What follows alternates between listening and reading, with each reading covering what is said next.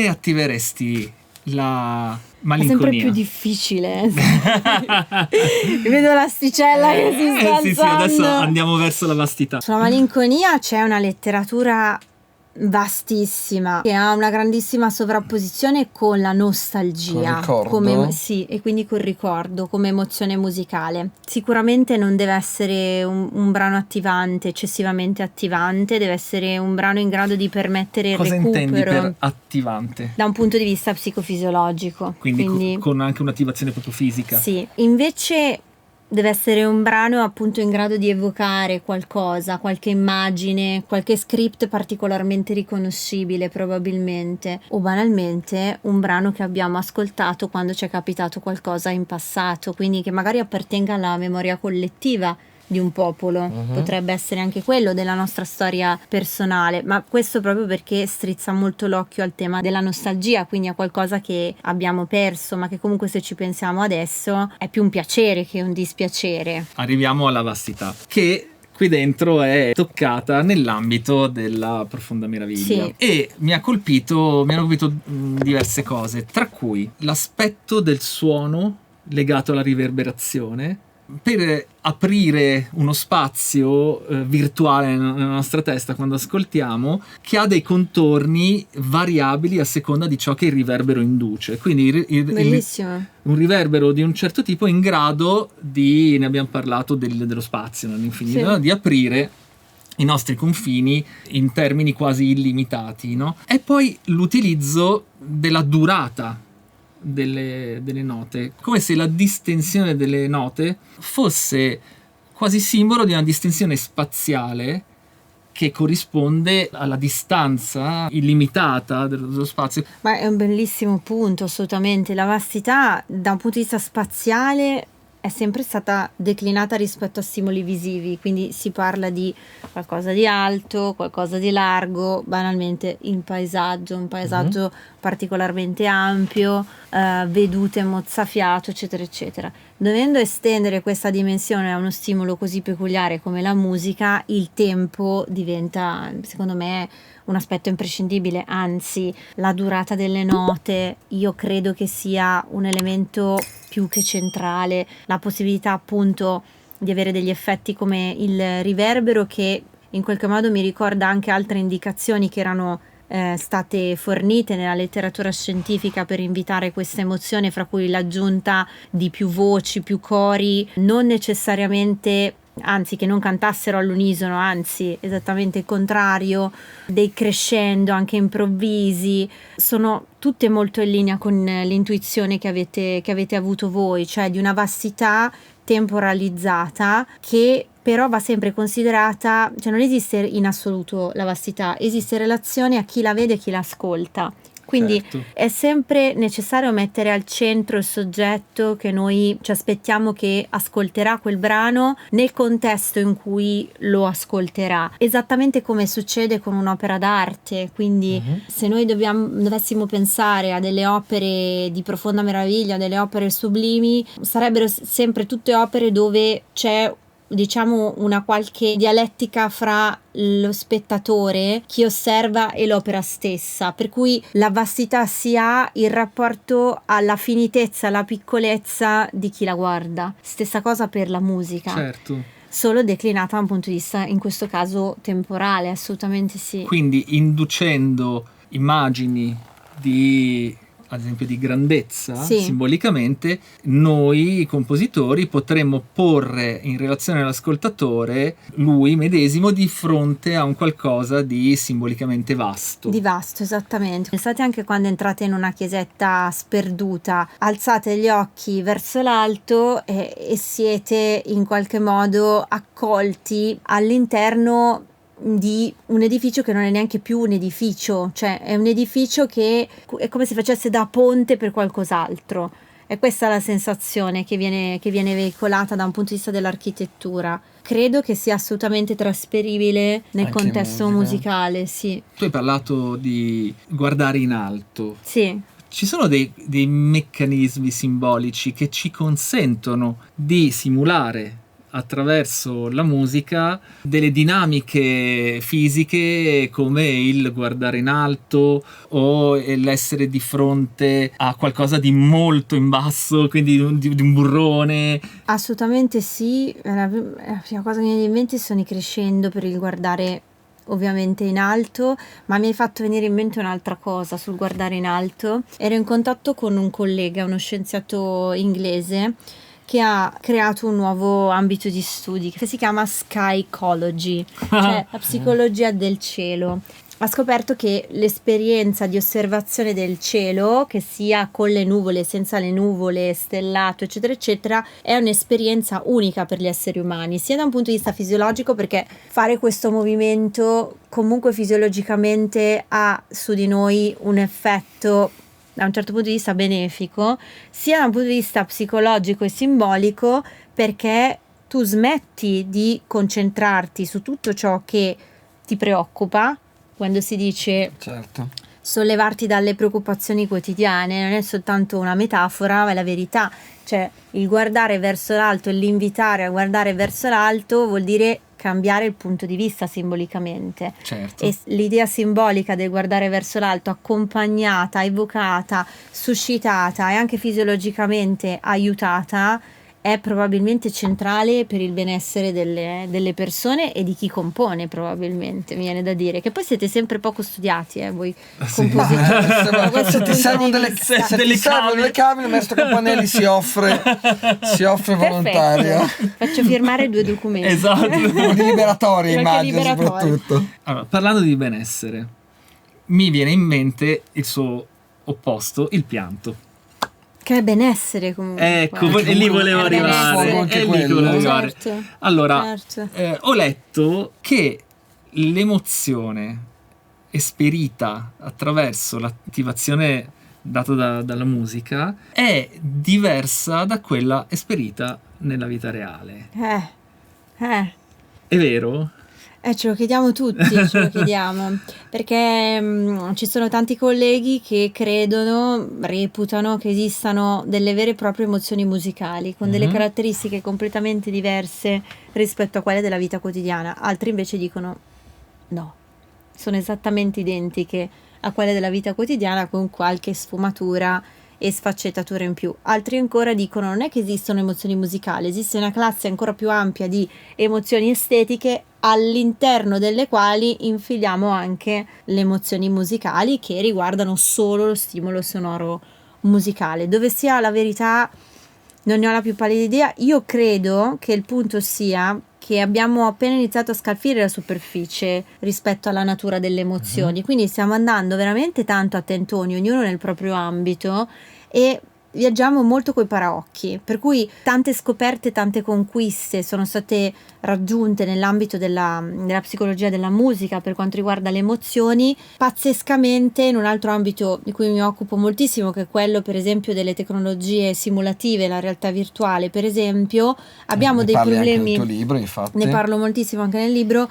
Abbiamo raggiunto la consapevolezza di certi quesiti come questi, cioè esistono delle emozioni simulate che sono diverse da quelle reali, ma non abbiamo il background e i decenni di domande e botte e risposte che si sono dati i colleghi nel settore musicale. Quindi probabilmente il vero punto è ricordarci che sì, sono stimoli diversi, ognuno con delle peculiarità, ma forse dovremmo tutti alzare di più lo sguardo per non segmentare il nostro sapere così tanto e arrivare in queste impasse da cui non riusciamo più ad uscire. E quindi il vero punto è che bisogna studiare ancora comunque. Bisogna studiare tantissimo, consapevoli del fatto che una volta che abbiamo capito qualcosa, se l'abbiamo capito davvero, si aprono almeno altre 100 domande. Sì. Questa è la verità, e che le risposte non sono mai definitive, altro cliché. I cliché ti raccontano in modo estremamente semplificato qualcosa di profondo, qualcosa di difficile, ma nel momento in cui tu riconosci che dietro quel cliché c'è qualcosa di profondo e più difficile, trovi il tuo modo di applicarlo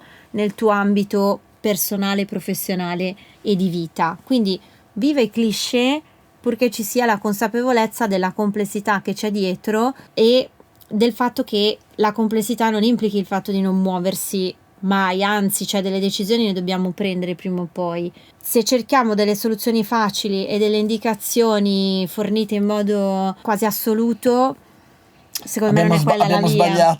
Infatti, abbiamo sbagliato campo di azione. Esatto, e infatti in questi casi, che anche nelle nostre dissertazioni, io mi rivolgo sempre a Freud e indico l'alto in quanto che ci aveva già visto lungo, un secolo fa. La verità è che la scienza arriva dopo, cioè i veri esperti del campo siete voi. Noi arriviamo nel momento in cui bisogna dimostrare che l'opinione diversa di n persone in realtà funziona in un determinato modo. O razionalizzare, o raccogliere, o cercare di capire dove sta la maggioranza, dove sta il trend. Però i veri esperti rimanete sempre voi. Cioè noi arriviamo per descrivere, provare a spiegare i meccanismi sottostanti che possono collegare la musica alle emozioni.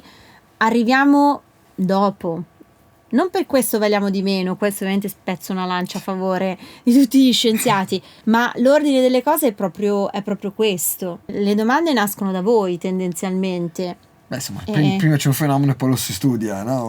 Banalmente. Allora, prima c'è una definizione del fenomeno e poi lo si studia. Ok. Sì, perché questo ci apre a un'altra domanda, un'altra posizione addirittura epistemologica, cioè esiste il fenomeno a prescindere dal fatto che io lo identifichi e sia in grado di dare un nome oppure no. Per esempio, un espediente che mi è capitato al Max Planck Institute qualche anno fa, dove ero stata invitata a parlare a un simposio, riguardava proprio questo. All'epoca io avevo appena iniziato lo studio sulla profonda meraviglia e mi chiedevo, ma questa profonda meraviglia che non si traduce in italiano bene, ma poi esiste in Italia come esiste all'estero o esiste in modo diverso? Anche perché io per misurarla chiedo alla gente quanta profonda meraviglia, con tutte le sue dimensioni, ha vissuto.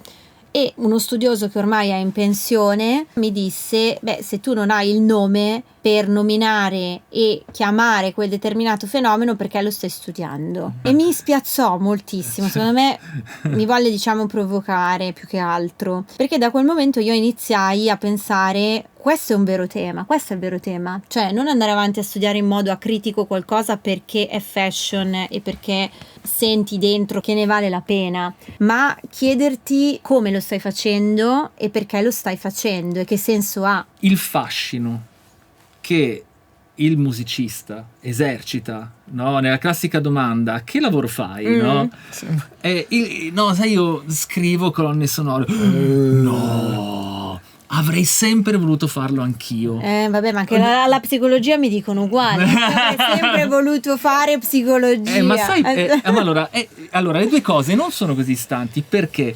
Perché io credo che quello che affascina le persone sia paradossalmente proprio la non misurabilità. Sì, probabilmente spaventa il fatto di dire incapsuliamo un fenomeno così bello, affascinante, che mi scuote dentro all'interno di una serie di indicatori. Dei colleghi, degli amici jazzisti mi dissero, nel momento in cui io ebbi modo di scoprire il trigger proprio strutturale per suscitare questa sensazione nel mio ascoltatore, improvvisamente perdetti qualsiasi interesse nei confronti di questo fenomeno e non riuscii più a provarlo. Mi colpì moltissimo perché pensai, ma allora nel momento in cui viene svelato in qualche modo il meccanismo, le persone pensano di perdere la poesia, e invece no, è proprio questo il bello, cioè sapere che quella cosa funziona in quel modo, ma che su di te e sugli altri ha comunque quell'effetto, caspita, che rispetto appunto all'input che loro mi hanno dato, loro stanno dipingendo la magia, cioè il fatto di dire non me lo spiego e ho quell'alone di magia che mi motiva. Quello lo capisco, sì, lo capisco molto bene e hanno effettivamente ragione, però io vorrei invece scuotere le coscienze verso il fatto che sia bello capire come funzionano le cose. Sì, al di là del bello o brutto, quando ci chiedono che lavoro fate, dovremmo rispondere gli attivatori, ok? Gli attivatori. Gli attivatori. Noi di lavoro ci pagano per attivare. Quindi essendo l'emozione considerato come uno dei punti cardine della semantica musicale, capire un meccanismo di attivazione significa accrescere il proprio bagaglio linguistico. Certo. Avremmo potuto parlare di tutto il piano simbolico c'è tutta una letteratura che fa riferimento alla simbologia della gerarchia dei gradi di attrazione come un riferimento alla lontananza dalla madre, no? Alla dinamica di tutti gli schemi di accomodamento, al controllo, no? Il rocchetto di filo di Freud. E invece non ci siamo addentrati in questo piano simbolico perché volevamo capire con te appunto che cosa a livello di prassi scientifica siamo riusciti a circoscrivere nella genesi di questo linguaggio particolare, quello della musica, che non ha un referente, non punta a un tavolo. Io dico computer e la persona forma il significato nel proprio cervello, l'immagine del computer. La musica con una successione di note non è in grado di puntare a un oggetto del mondo reale e quindi punta a che cosa? Punta a un insieme di cose che riferiscono ad altre cose simbolicamente, di cui quelli che ne trovano un collegamento con la psicologia più a fondo hanno Freud e tutto ciò che ne deriva. C'è chi a livello sociologico e strutturalista come Levi-Strauss l'ha collegato ai miti, no? Che basano tutte le diverse culture, insomma ognuno trova i suoi collegamenti, però noi eravamo curiosi di capire che cosa con scientifica certezza siamo riusciti a misurare, no, nell'attivazione di questa emozione. Allora, nell'attivazione di questa emozione con scientifica certezza siamo riusciti a fotografare il suo profilo psicofisiologico. Ok. Quindi che cosa succede dentro di noi nel momento in cui viviamo un'esperienza di profonda meraviglia particolarmente intensa. Che cosa succede? Succede che il nostro sistema simpatico, che è quello diciamo che presiede alle risposte di allarme, all'allerta, eccetera eccetera, si attiva, ma allo stesso tempo abbiamo anche un intervento del sistema parasimpatico che va a bilanciare l'attivazione del sistema simpatico, e immediatamente dopo il nostro sistema simpatico stesso diminuisce di attivazione. È come, da un punto di vista psicofisiologico, come se questa emozione generasse una risposta quasi di freezing, di blocco. Ok. Come se rimanessimo appunto frizzati davanti a un determinato stimolo, che è molto coerente, voglio dire. Certo. Qualcosa di vasto, qualcosa che ci può schiacciare, qualcosa che attiva un'altra dimensione di cui non abbiamo ancora parlato, che è lo small self, cioè il fatto di farci sentire e percepire come entità piccole, Certo. alcune volte anche di annichilire. Il tema è che è un'emozione un po' particolare, perché tendenzialmente le risposte emotive non fanno questo, come se ci fosse una sorpresa che è uno dei nuclei centrali appunto di questa emozione, ma al contempo ci fosse anche la realizzazione che non posso farci niente o non è poi così pericoloso, un po' come succede per il sublime. Si dice osservare da una posizione di sicurezza esistenziale il pericolo. È qualcosa che va a mimare molto questo tipo di risposta psicofisiologica, per cui mi rendo conto che qualcosa mi ha attivato, mi ha sorpreso, è andata a violare le mie aspettative, quello che io mi attendevo di vedere, di provare, e mi ha sollecitato a tal punto che io vengo messo in discussione, ma psicofisiologicamente ho anche qualcosa che mi calma. Siamo a un gradino, secondo me, superiore, un piccolo step up rispetto alla classica letteratura su frustrazione a pagamento del Meyer, no, siamo andati un pochino oltre, ma la cosa che mi incuriosisce positivamente è che mantiene un parallelismo con quello che dicevamo prima, ovvero l'utilizzo della dinamica del sogno raccoperti attivata attraverso la costruzione musicale, no? Che consente di spostare la minaccia in un campo controllabile. In un campo controllabile, sì, il punto è proprio questo. Da un punto di vista esistenziale c'è qualcosa che ci minaccia, ma noi lo osserviamo come se fossimo degli spettatori in un punto sicuro. Come potremmo osservare? Zoo? Sì. Un animale pericoloso ma dietro le sbarre? Sì, per esempio sì, oppure uno strapiombo ma dietro una balaustra. Certo. Sì. Che è una cosa che ho davanti alle grandissime altezze. Non credo solo tu, insomma. E con un mio amico, Luca, ciao Luca, ci siamo sempre chiesti, ma se da questo punto, tipo al 13° piano, noi lanciassimo un cocomero, cosa succederebbe, no? Perché questo cocomero ci fa immedesimare nel cocomero stesso, certo. E quindi ci fa provare il brivido dell'essere cocomero che esplode da un'altezza. Questo certo. brivido però ha un nome, tra l'altro, sono i goosebumps, cioè la pelle d'oca, che esatto. è un altro degli indicatori di questa emozione. Non tutti gli studi sono concordi, però la pelle d'oca sembra che sia un altro correlato psicofisiologico dell'O, soprattutto musicale. Quando a me capita un brivido qui dietro la schiena, e quelle poche volte, ma non rarissime, che mi succede, io ho la certezza che mi sono davanti a qualcosa che mi ha veramente toccato nel profondo. E quindi per far venire la pelle d'oca agli ascoltatori dovremmo indurre un po' di profonda meraviglia. Sì. Beh, intanto potremmo suggerirgli di leggere il libro, di leggere il libro, che potrebbe essere rivelatore di un qualcosa di veramente importante, no? Io lo spero, perché comunque io apro questo volume dicendo che questo è un mare quasi totalmente inesplorato, e a distanza di 20 anni dal primo modello che è stato pubblicato su questa emozione ci sono un sacco di studi, ma la verità è che non è che abbiamo capito tutto, tantissimo, sì. E quindi io spero sempre che studiare questa emozione, che sia attraverso questo libro, un ascolto musicale educato, ponderato, in realtà nobilita noi stessi, perché il fatto di occuparci proprio di queste dimensioni della nostra esistenza ci fa ricordare che esistono e che non è una cosa scontata. Perché quando eravamo piccoli, era tutto molto più semplice, la dimensione dell'incanto, il fatto di perdere tempo, era qualcosa che eravamo in grado di concederci. Certo. Adesso probabilmente dobbiamo sfogliare un libro per ricordarcelo, oppure essere accompagnati da degli eccellenti compositori. Attivatori, scusate. Per essere guidati verso questa tipologia di sensazioni. Ecco, tu sai che tornerai per una cosa specifica, ovvero come indurre quello stato di flow che è il mio primo amore nella ricerca, tra l'altro. Che sia in grado di rendere più efficace questo output, no, creativo, emotivo, è in grado di suscitare ciò che vogliamo. Ci devono pagare quei 5-10 milioni di euro perché è il sacro Graal.